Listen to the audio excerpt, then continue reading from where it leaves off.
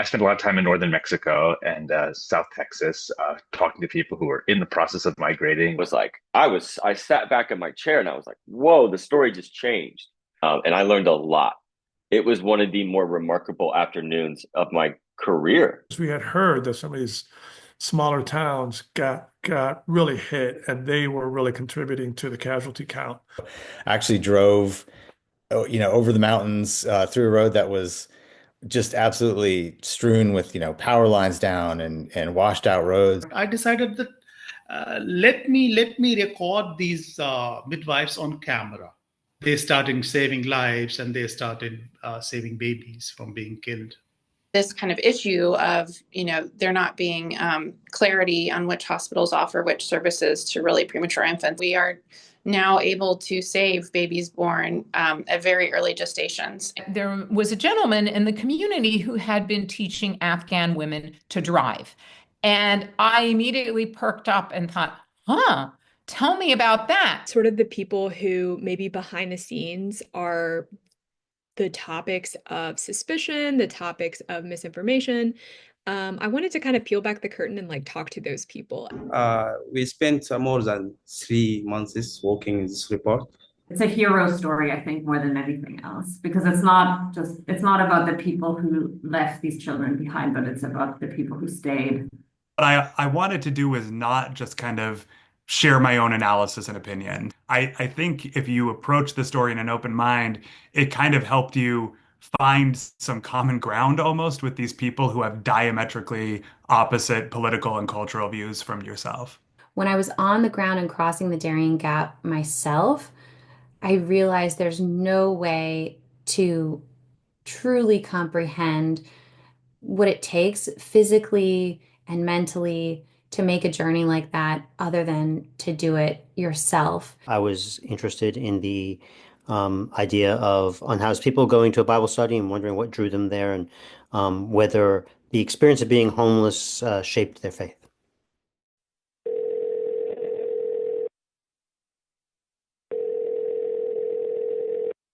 So sources of advertising have shriveled. Working in journalism in the 21st century is just jumping from one shrinking iceberg to the next. There's just stories that don't get told because news organizations don't have the resources to send people. I do see a really unfortunate skepticism of media that's grown. There are many people who assume that, what I do is not only easy, but it's somewhat deceitful. And both things are wrong. It's really hard. We get blamed for the fact that not everyone agrees. Sometimes the solutions are worse. So the idea of, we'll just get rid of the media and we'll just have citizen journalists on X. Absolutely forces that you feel every day, societal, political, economic. Sometimes they squeeze you to the point where you're not sure what you can see what the future is. It's harder to have a robust newsroom with many reporters doing important work, and local newspapers becoming kind of desiccated husks of their former selves. Just being honest, I'm the only reporter out here. Sometimes it's very difficult. Sometimes there's a lot of work. It's overwhelming. Their alternative is not another newspaper. It's TikTok. I think it's being driven more by the cooking app in Wordle than it is by the coverage of poverty issues, as much as I would like to think otherwise. The sort of trend towards shorter attention spans, too. The industry is under immense pressure to put out news in real time. They cannot do any, news, good news that may cause any kind of trouble to the government. The Sudanese journalists face much of kind of work like arrest, death, and kill. It's a different thing to talk about being a journalist today than it was 10 years ago and 20 years ago. The Trump administration has been incredibly hostile to news outlets in a lot of ways.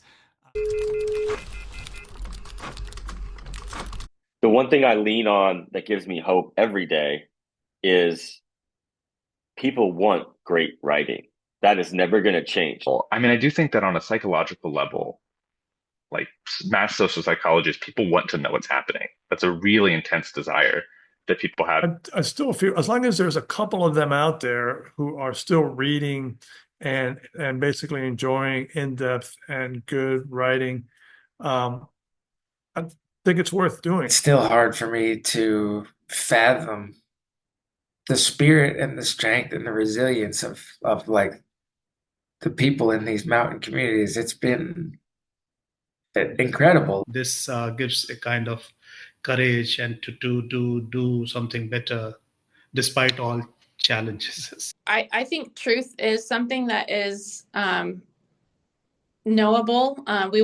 We don't know it perfectly, but that's our job as journalists, to get as close as we can to what is really going on. But my personal kind of love for this work is shaped and molded by my love for the God of truth. I want to tell America about the impact that newcomers make on communities, the contributions they make, the policies that fail the newcomers and the communities, and how that's manifested on the ground.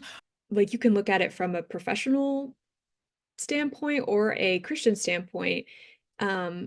I do believe, like, in having a high regard and value for the truth. I think, like, there's that scripture that's like, the truth sets you free. Advocate for peace, advocate for justice for my people in Darfur and in Sudan. So that's why I see the important thing that we shine the light in the human stories. It can bring some attention and bring assistance to them, and can change the situation there. Yes, part of our job is to hold power to account, and I spend a lot of my time trying to do that. But I also just have a lot of questions I want to answer. I think a lot of people have a lot of questions. I think that at their core, both journalism and Christianity are about pursuing truth and aggressively, relentlessly, never-endingly pursuing truth, right? But what gives me hope is that people are still reading. I mean, people are still very clearly hungry for good, deeply reported, rigorous, fact-checked journalism, because they want to know what's going on in the world around them. There's always going to be a thirst for a well-told narrative story. And AI can do a lot, but it can't sit with a family or spend time with someone on a journey and tell that story.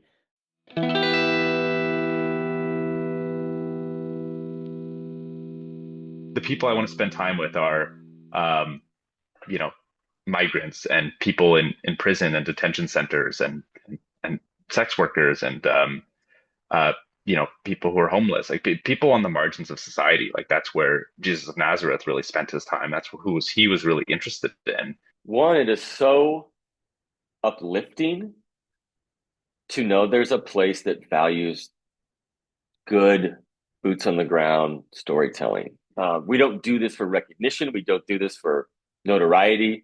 We do this really for one thing. It's for the story. It's the care and it's the satisfaction of getting it right. Organization Zenger House values community news and just news in general that is impactful and that dives deep and like actually tells stories instead of just these little quick hit turnarounds that are going to get people to click. Your raison d'etre is to, promote good journalism, journalism that is, deep, that is impactful, that, sheds light. Hearing that I'd won a Zenger Prize was just an encouragement to me. And so I was grateful for that. I think of recognition like that as just a gust of wind at my back, just encouragement to keep going. And so I really appreciate it. It means a lot. The core values about what constitutes good journalism and aligned with, what I see as good journalism and what the journal considers good journalism. Anyway, I'm thrilled to be among so many smart and talented writers. And I'm grateful for Zenger House for being out there supporting journalism at a time when journalism is under enormous pressure in a lot of different ways. My name is Miriam Jordan, and I am the national immigration correspondent at the New York Times. The more recognition, journalists get for the work they do, the more encouraged they are, and, the more they can tell their editors that, hey, give me the space and time to do more of this meaningful work. My name is Zach Keefer, and I'm a national features writer for The Athletic. And it's an immense challenge, and you're never going to master it. And I love it. And I couldn't imagine doing anything else. I'm Caitlin Dickerson, and I'm a staff writer at The Atlantic magazine, where I write about immigration. I talk about the job of a journalist that I'm so passionate about as being one to inform the public, to bring transparency that a healthy democracy requires. Yeah, my name is Jack Herrera. I'm a freelance reporter with recent work in Texas Monthly. I really love what I do. I profoundly love this job, and I'll stay in it for as long as I can. So I'm Harvest Prude, and I cover national politics for Christianity Today. At the end of the day, I am trying to use the tools that I believe like God has given me to the best of my ability. My name is Amitabh Parashar. I'm a journalist primarily and a documentary filmmaker. As we all say that every film, every story has a destiny. My name is Jason DeParle, and I cover poverty for the New York Times. It's such a privilege to be able to go out and ask people questions and find that more often than not, they actually answer, and to get glimpses into people's lives. I am Muhammad Zakaria, a journalist and a filmmaker and photographer. There are people in Sudan fighting without guns,